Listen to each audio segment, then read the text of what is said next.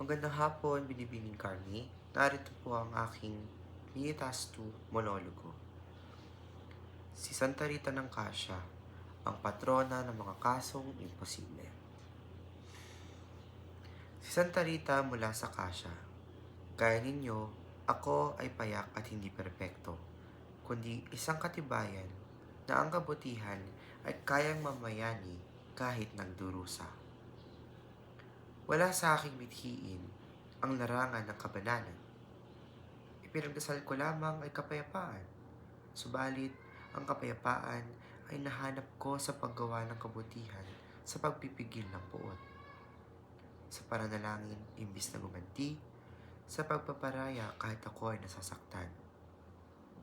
Hinilom ko ang pait at sakit sa pamamagitan ng tiyaga. Umiiral ang kabanalan sa gitna ng galit. Susunod sa yapak ni Jesus sa araw-araw na gawain at panatilihin ng kapayapaan, kapakumbabaan at pagmamahal. Isang ina at guro sa aking mga anak. Itinuro ko ang kabutihan habang nangangaral, ang katapangang mapagparaya. Sa oras ng paghihiganti na mas salimuot na yugto ng aming buhay, ginawa ko ang hindi inaakala ng lahat. Inialay ko sila sa Panginoon nang ang kanilang kaluluwa ay mailigtas kahit ang puso ko ay halos magwakas. Sa orden ng mga Agustino, hindi ako nanahimik lang. Tumulong ako sa may sakit, nakinig sa kanilang mga hinaing, pinagdasal ang kanilang mga habag.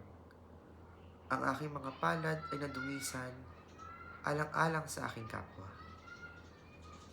Tiniis at tinanggap ko ang sakit sa noo. Hudyat ng pakikisa ko sa pagdurusa ng mundo. Dahil ang paggawa ng kabutihan ay pagpasan sa bigat ng iba ng may pagmamahal sa puso. Pinansagan ninyo akong patrono ng mga imposibleng kaso. Subalit ang katotohanan, isa lamang akong hamak na babaeng walang humpay sa paggawa ng kabutihan.